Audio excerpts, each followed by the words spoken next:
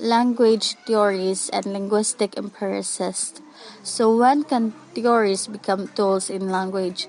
So theories become tools in language whether when matter is for teaching a native or first language or the acquisition of a second new language. General theories in language instructive have impregnated direct and indirect method of language acquisition or learning, more so in the teaching of language, its rules and style. Empiricists and theories may clash in opinion and differ in research finding, but one thing is certain, theories do play an indispensable role in the shaping of any language or linguistic curriculum for language teaching and language and learning. Francois Gwen's also has different theories in language teaching surely equip the 21st century educator with the sterling benefits and reasons behind a multiplicity of approaches. So, in this light, theories are rendered as tools of different shapes, sizes, and techniques, actively placed in the arsenal of language educator.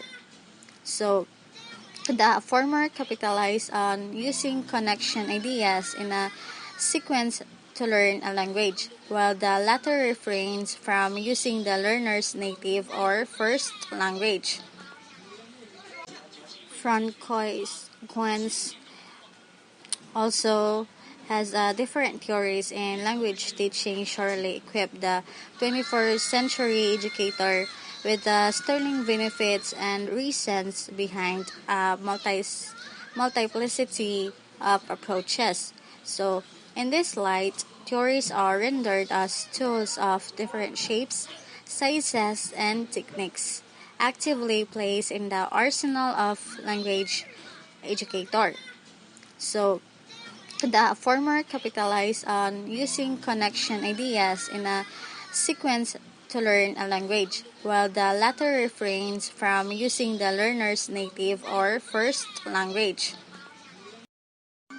Linguist Noam Chomsky, Professor Emeritus at Massachusetts Institute of Technology, believes that the human beings have a natural predisposition to learn any language such that the human capacity to learn is a biological and generative capacity, emanating from an innate universal grammar and syntactical rules universal enough for intellection or institution.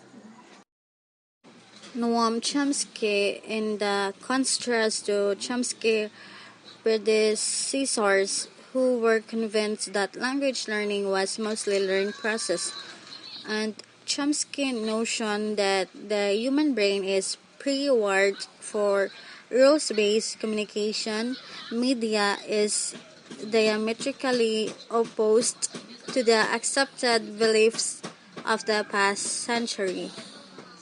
Tools that translate to terrific teaching.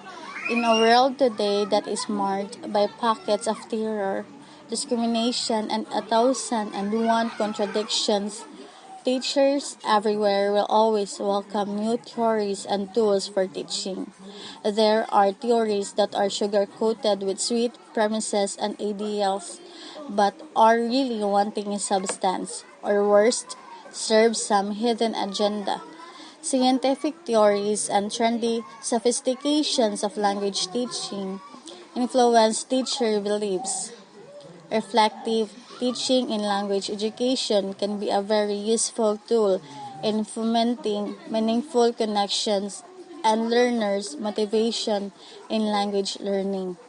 Farrell and Ives 2014 studied the positive effects of reflective practice when correlated to teacher beliefs.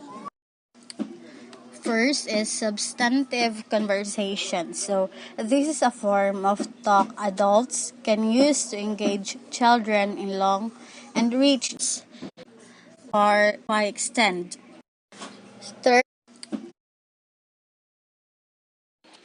So, in the tools that translate to terrific teaching, teacher teach these things, but do not everything new out there are not everything we find in the World Wide Web. So, www is a good or will be a good for us for teaching. So, sometimes the theories and the tools we pick, left, and right and from wherever just because they are new do not mean that they are good nor will they innovate the way a teaching teach.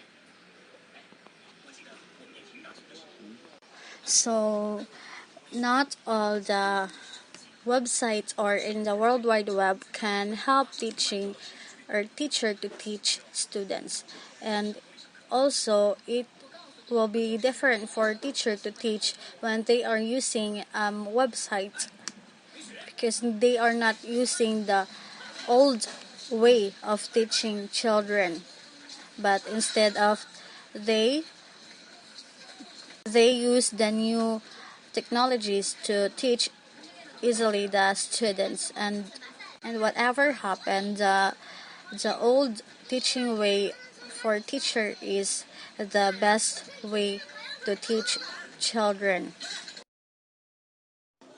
Theories matter in language teaching. All the language skills are important and each one is distinctly necessary in language teaching. The allied skills are always used every single teaching day. Sound theories that aid in teaching, on the other hand, will empower and equip the teacher with tools and specific new knowledge that inspire language teaching as a practice must inspire. Theories matter so much in language learning, and teaching practitioners the world over the challenge to expand in certain effective ways to learning and write. Such theories, according to Indonesian lecturer Parlindungan, whether they present themselves as a traditional or behavioristic bottom-up view theories, audiolingual phonics, cognitive block theory, 1992. Teachers can better take advantage of the most useful methodologies associated with the different approaches or theories. This recommendation from Southeast Asian language educator is plain and simple. In his core message behind the technical location to teach is to inspire. Teacher who that employs all the means possible in listening, reading, writing, and speaking to the learners, and with the learners in the propagation of something that should not be. So, a good theories in language instruction from the past and in present become tools in themselves for knowledge and power, and with the knowledge that is clothed with the understanding, consequently render both the teacher and learner in language learning and teaching truly approximate wisdom, and that in the process one become a builder of the word as well as a builder of the world. To be inspiring, one should always be ready to effectively communicate new, challenging, creative ideas and to create a conducive environment for the new experience. So students and teacher will be open for the new experiences that they will face in the world or in the future. Domains of language and literacy. Oral language is the foundation of learning to read and write. Children's speaking and listening skills lead the way for their reading and writing skills. And together, these language skills are the primary tools of the mind for all future learning. Glaser, 1989, highlights the importance of the home in providing diverse opportunities for using oral language in natural ways and using speaking, reading, and writing activities in association with functional daily activities such as talking about shared events, reading together, and writing experiences. So, oral language or the term oral language refers to speaking and listening, and the term literacy refers to the reading and writing. So, um, in this way, oral language accompanies the early reading and writing experience through the everyday experience that they have. Children will gain an oral language skills. They need to become a strong reader, a writer, and still it is not enough for children to learn language on their own. So it is important that teacher will help children to learn language in structured activities such as shared reading, word play, and dramatic play. So teacher should be a guidance or a guide to every student so that students will easily understand and know what is the oral language means to them. Young children need to develop skills in the following five primary areas of oral language. Roscoe, Tabors, and Lenhart, 2009. First, semantic. What is semantic? This enables children to develop meanings for the words they hear and say when conversing with others. So, in this semantic areas of oral language, children learn by having conversation with others, and they will learn and understand many words, phrases, and sentences in other people. The second is syntax or grammar. This helps in children to learn the rules of how words are linked together. So, grammar and syntax, children develop their oral language skills. They also develop and understand the grammar, the sets of structural rules that govern the combination of words and phrases into sentences, as well as how sentences are combined into paragraph. So third is morphology. This helps in figuring out how to manipulate the smallest units of meaning in the language called morphemes, pre meaning before, and school. So morphology is the study of meaningful units of languages called morphemes, and how students combine in forming words. For example, the word contradiction can be broken up as contradiction. So, with the prefix contra, against, the root word dic, to speak, and the suffix ion is a verbal action. So, for the fourth is more monology. So, this helps in understanding the sound structure of language. The smallest unit of sounds of their language are the phonemes. So, phonology covers the organization or system of sounds within a language. Once the phonological system has been acquired for basic listening and speaking, children begin to develop phonological awareness, the awareness of words in sentences or syllables in the words. The fifth is pragmatics. This refers to understanding the social uses of language and basic social rules like saying hello and goodbye, saying please and thank you, and taking turns into conversation. So, pragmatic language refers to the social language skills that we are using in our daily lives interaction with other people. This includes like we say hello, goodbye, thank you, and welcome to. That's the expression that we can say to other people. So in this chart, This is, as you can see, this is the part of oral language. The substantive conversational strategies to semantics, syntax, morphology, phonology, and pragmatics. Strategies for oral language development. Children succeed when they are provided with learning conditions that nurture their language discoveries, their different uses of language, and their first attempt to read and write. Such supportive learning environments reflect three important elements: good conversation, effective conversational strategies, and interesting instruction. When sensitively combined, these elements create enriching oral language environments when children talk and have fun.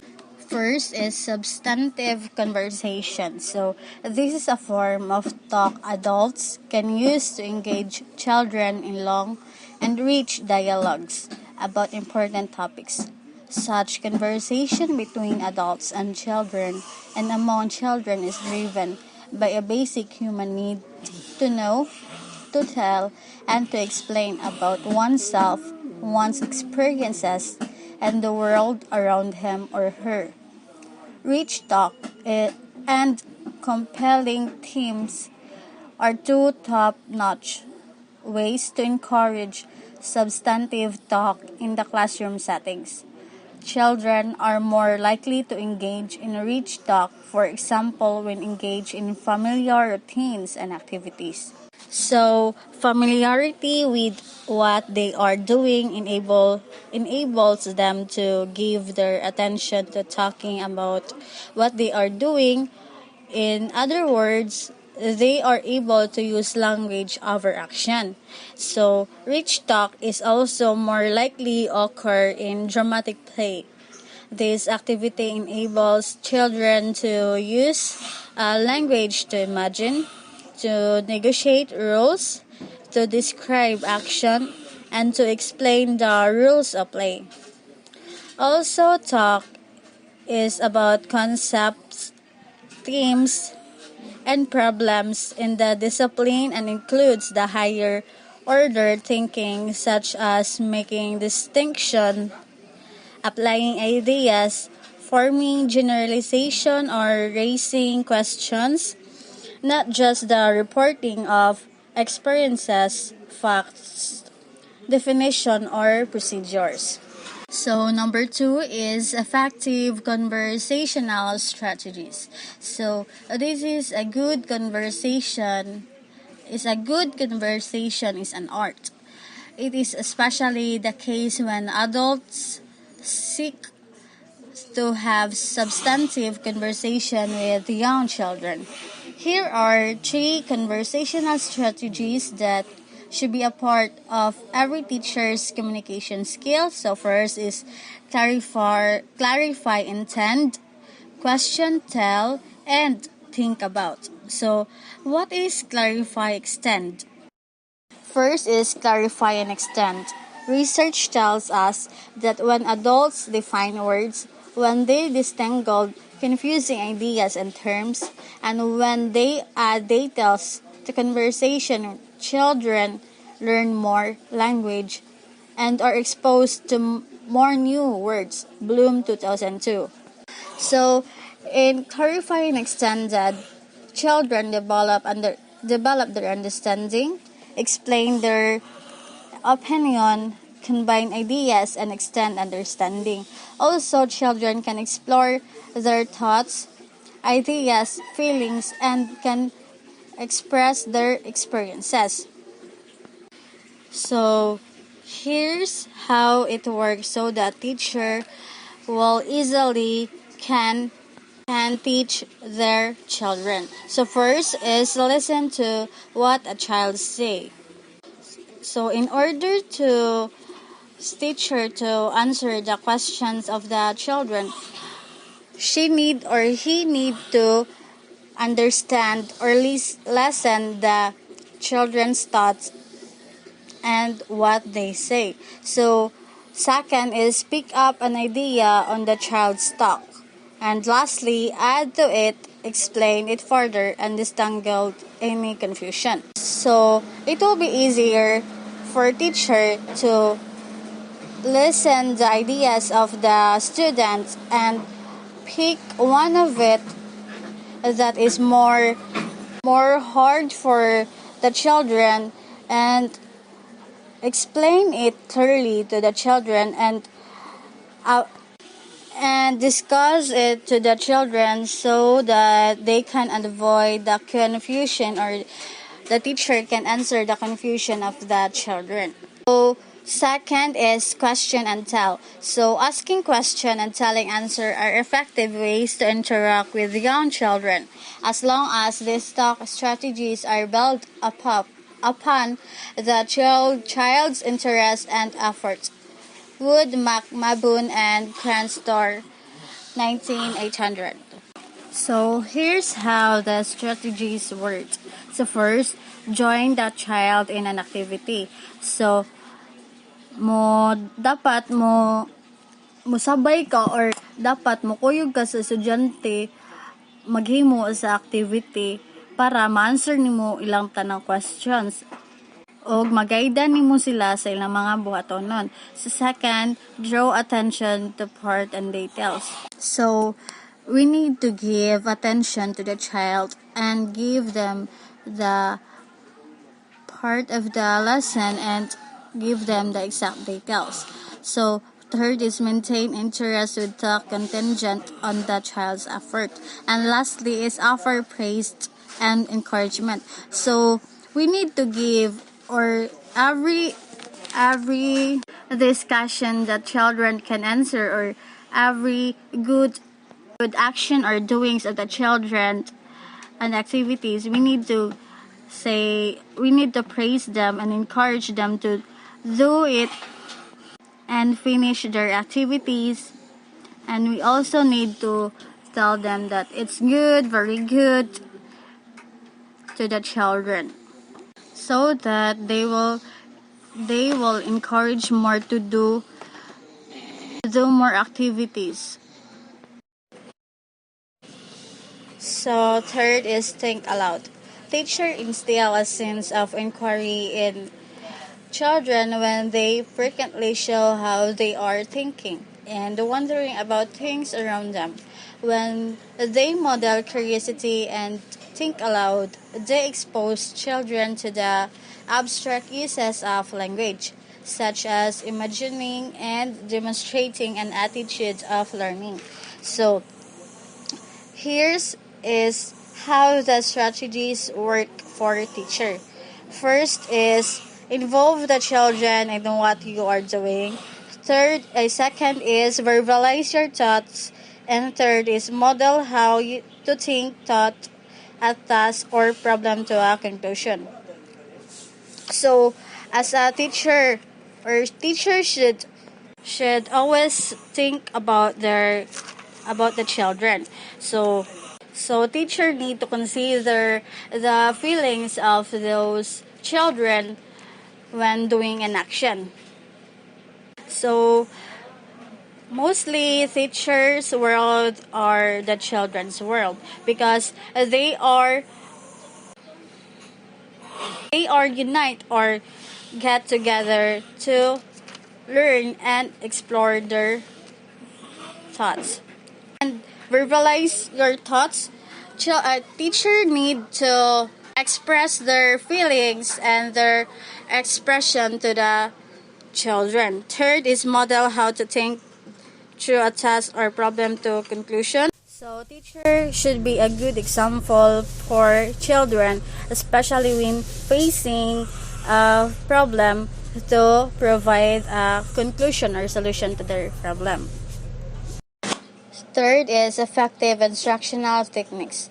To master the less obvious oral language skills that are the foundation of literacy, children need to be given oral language instruction. They need to be taught, for example, to pay attention to how words rhyme, to manipulate morphemes, and to listen for main ideas. Here are some instructional techniques that are geared to teaching oral languages. So, first is the dialogic reading technique. This is the conversation between a teacher and the children about the book. Some prompts are needed to have a substantive conversation that extend children's use of language. You can remember these prompts with the acronym CROWD. C stand for completion prompts.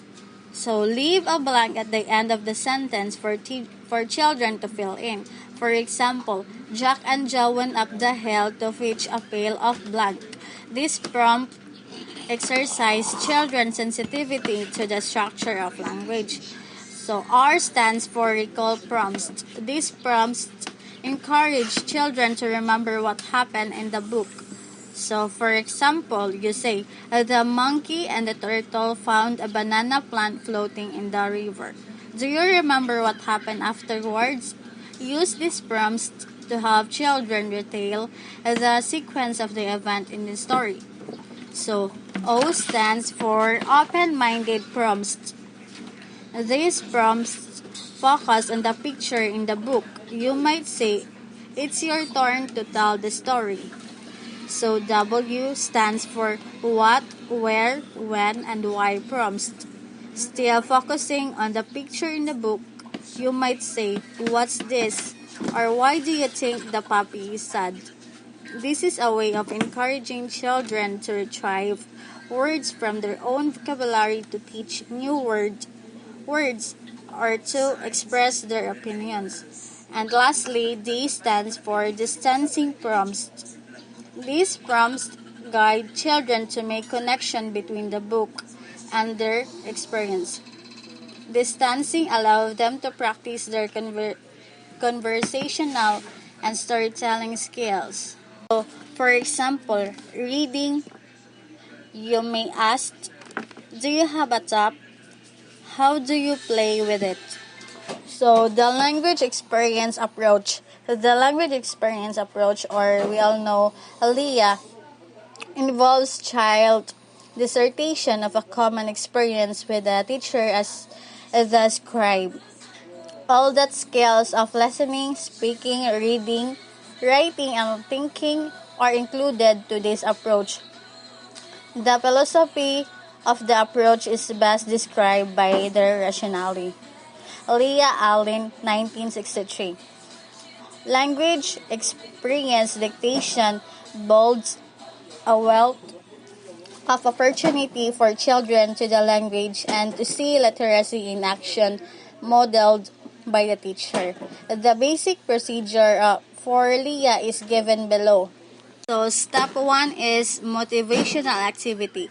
Share a common experience with children such as nature walk, field trip, picture experience, holidays, or a special event, poetry, song, tall tale, family, pet, friends, recipe, movie, hobby, or the weather.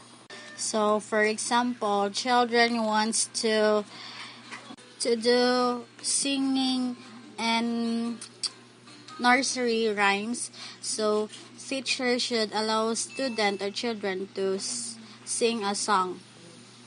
Teacher should suit what students want so that they can easily communicate and they can learn by each other. So step 2 is discussion time. Provide a discussion time so children can think, exchange, expand, and clarify ideas before writing. So teachers should give students time to ask questions, to clarify details, and to clarify their ideas. Because for me, that lesson shouldn't not be boring. The student should enjoy the learning. So step 3 is this dictation time. Ask the children to help you remember the event by writing about it. Have them recall highlights and write their comments on chart paper. So for example, you will recall the last discussion and you will ask the students to help you to recall those activities or discussion, and you need to put it or write their answer or comment on the paper so that you will know who participate and who help you to recall the lesson. So fourth is reading the story. So read the story back to the children. Trace each word with your hand and allow them to verify that this is exactly what you say. Then read it again and invite the children to read along with you and reread the text. So you can read a storybook to the children. Then you can also ask the children the story plot or what happened to the story, and if the children give the answer, you will ask them that is that sentences you read is exactly what you say to the story or not. Then you can read it again and you can invite children to read it along with you, and you read the text on the storybook. So fifth is reinforcement. Now you have some fun with the story. So engage children in discovering letters. So for example, let's find all the words with letter M in the story and circle them with the red marker. Or words, let's look for the word hibiscus. So it's just a word finding or letter finding. It also an activity for children to know that they listen or they know what the lesson you told them. Sing, say, read, and write pocket chart. In one occasion, you may capture the spirit of songs, rhymes, and poems by writing them down and displaying them in a pocket chart for children to sing, say, read, and write on their own. These playful ways with words improve children's memory, phonological awareness, vocabulary, and creative uses of language. Here's what to do over time. So, first is choose a song, verse, chant, nursery rhymes, and short poem. Second is sing, chant, or say the selection with the children. Have them repeat phrases to help them learn the piece. Third is write the words on sentence strips in front of the children. Say each word you write the phrases or sentence as the children watch. Invite them to chime in. Place the strip in the pocket chart. When the entire selection is placed in the chart, sing, chant, or say it through while pointing to the words. Fourth is have children close their eyes and mix up the sentences. After they open their eyes, have them help put the strips back in order. So teacher can choose a song or a nursery rhyme or poem.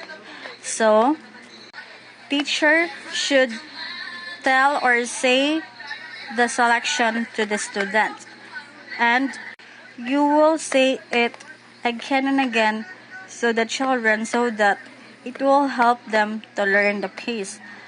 And also write the word or sentence strips in the front of children.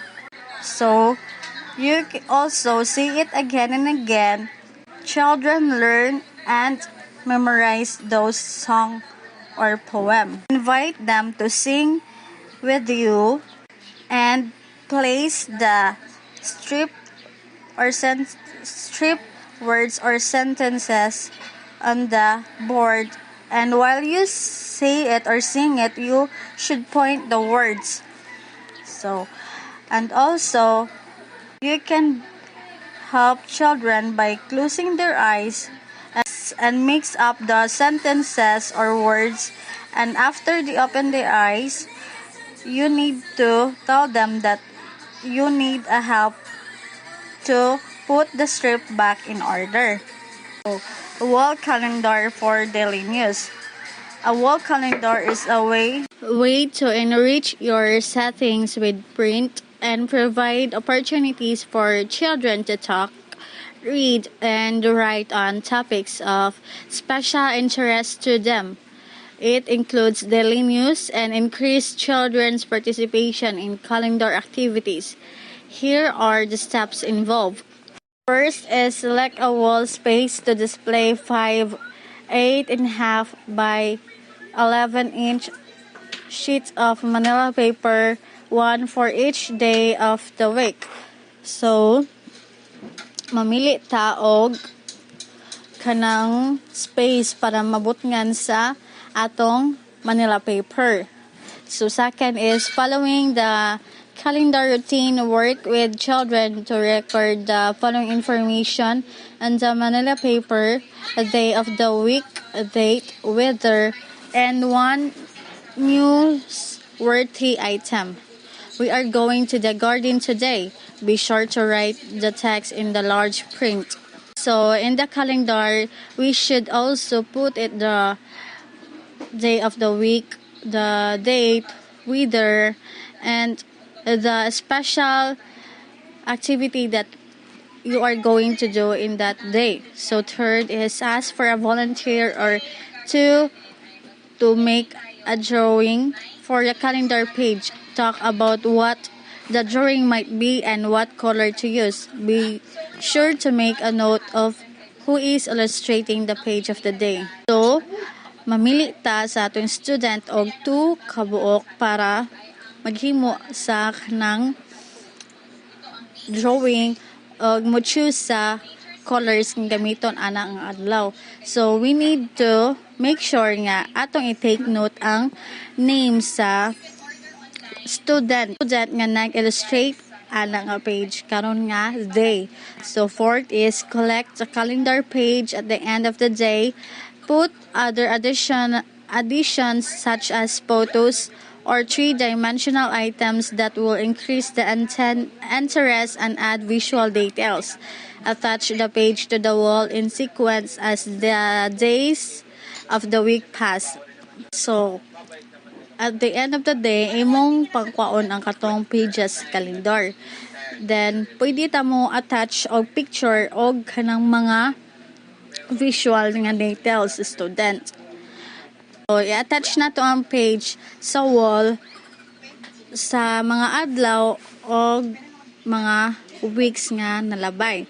So, fifth is each day, review the calendar wall. This will help the children to remember past events and recall details for each day.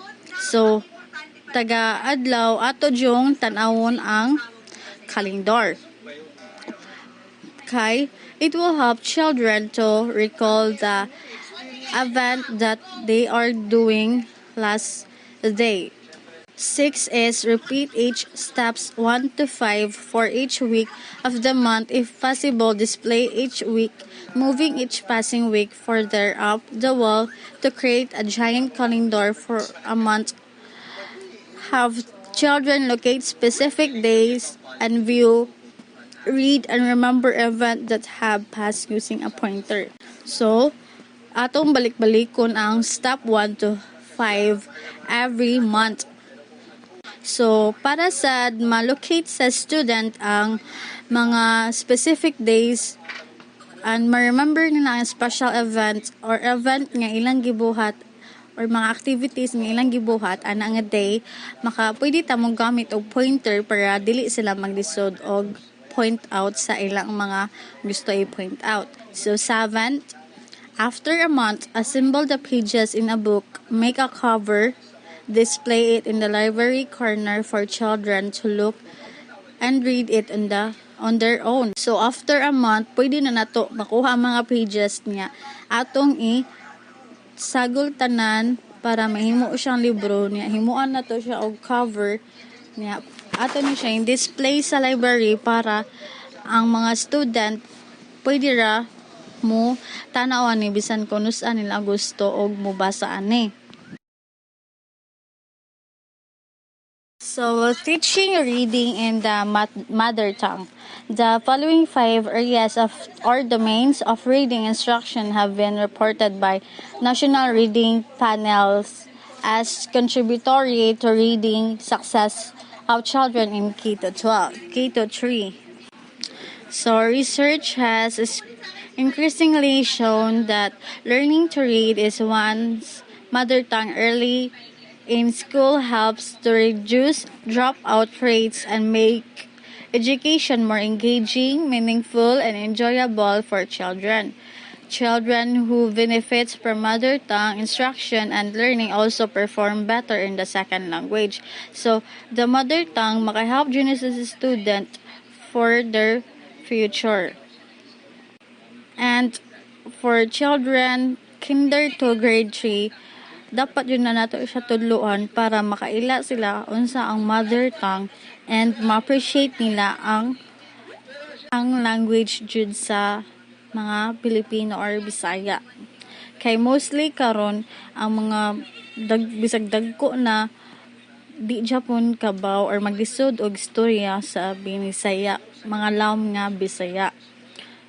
So mao na karon gi balik nila ang mother tongue para matabangan ng estudyante makat-on sa mga dapat makat-unan. So, phonemic awareness instruction. Phonemic awareness is the ability to notice, think about, and work with the individual sounds in spoke words. Before children learn to read print, they need to become aware of how the sounds in words work. They must understand that words are made up of speech, sounds, or phonemes. So, phonemes awareness involves also teaching children to focus on and manipulate phonemes in spoken syllables or words. And also, phonemic awareness instruction is frequently confused with phonics instruction, which entails teaching students how to use letter sounds relation to read or spell words. So, phonic instruction. The goal of phonic instruction is to help children learn and use the alphabetic principle, the understanding that there are systematic and predictable relationship between written letters and spoken words. So also, phonics instruction kay makatabang siya or way siya para mutudlo o read sa mga students. And the stress the acquisition of letter sounds correspondence and their use in reading and spelling. So below are several approaches to phonic instruction. First is synthetic phonic. Children learn how to convert letter combination into sounds, and then how to blend the sounds together to form words. So this is focuses on teaching each individual letter sounds and having kids try to sounds each letter or letter combination one at a time, and then try to blend those back into words pronunciation. Second is analytic phonics. Children learn to analyze letter sounds relationships in previously learned words. They do not pronounce sounds in isolation. So, referring siya sa a very common approach for teaching or reading that starts at the word level, not at the sounds or level.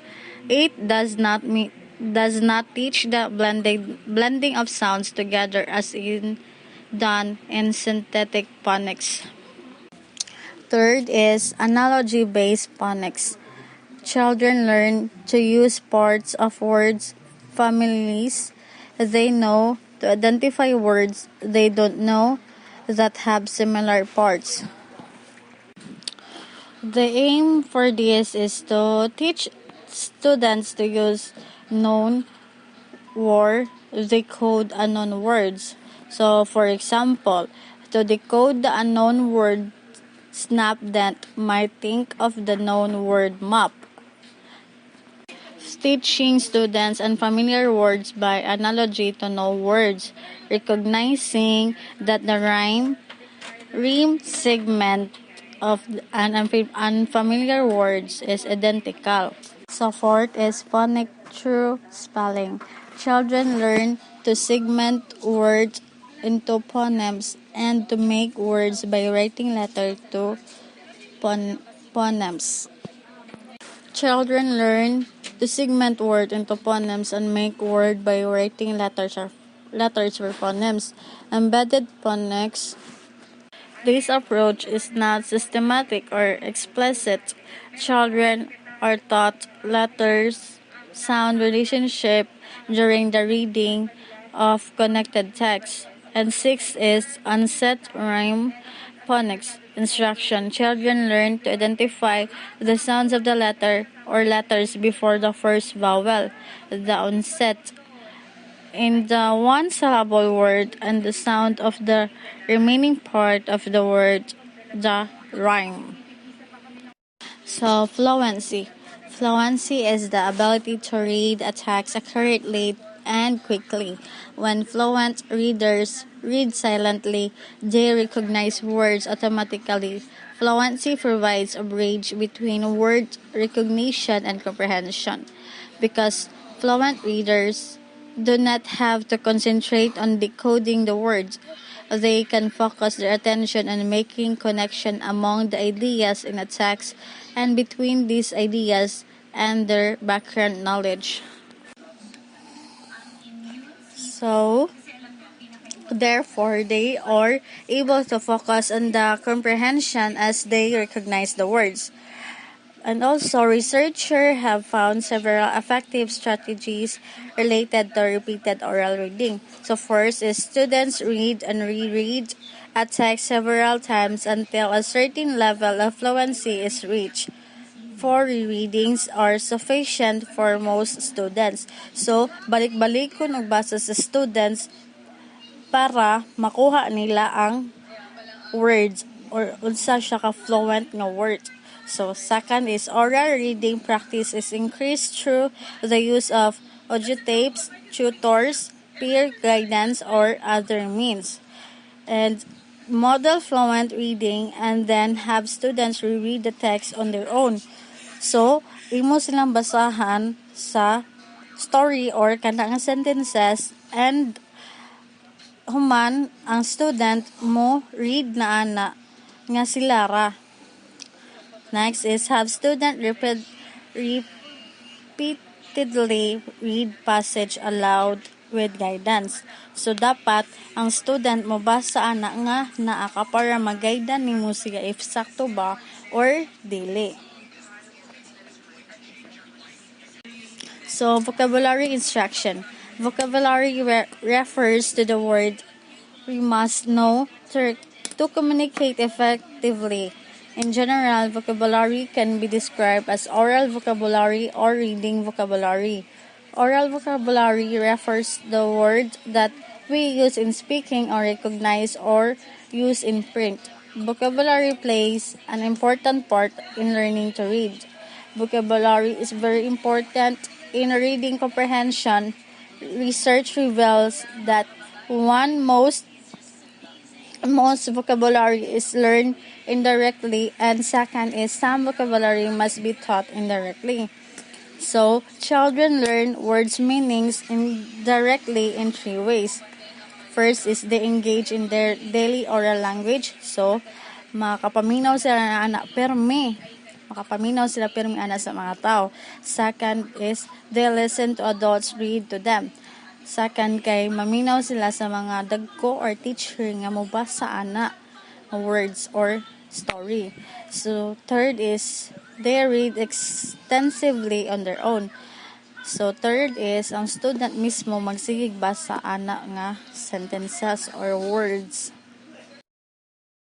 Word learning strategies. Students need to be able to determine the meaning of words that are new to them, but not taught directly to them. They need to develop effective word learning strategies that includes, first, using dictionaries and other reference aids such as glossaries, and the like. So, mogamit sila og mga dictionaries or mo search sila sa mga website para makabaw sila ang nga mga words unsay meaning ana. So second, using word parts, knowing some common prefixes and suffixes, base words and root word can help students learn the meaning of the new words. So, mo-explore ang mga students para makabaw sila ana nga mga bag-o nga words. Unsaon paggamit ug unsa ang meaning ana nga words. So third is using context clues. Context clues are hints about the meaning of an unknown word that are provided in the words, phrases, and sentences that surround the world. So, ang student, pwede ra mo gamit aning context clues para ma-learn sila more words or new words and ma-answer ilang mga pangutana. Og makat-on sila ana og unsaon pag-pronounce ang words og unsaon paggamit ang words. Comprehension instruction. Comprehension is the reason for reading. If readers can read the word but do not understand what they are reading, they are not really reading. First is good readers are purposeful. They have a purpose for reading.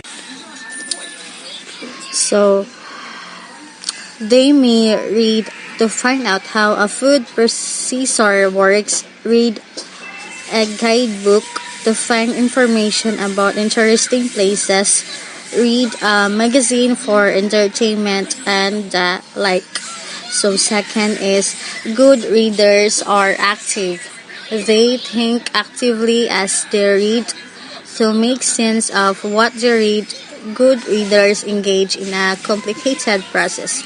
So, they use their experiences and knowledge of the world, their knowledge of vocabulary and language structures, and their knowledge of reading strategies.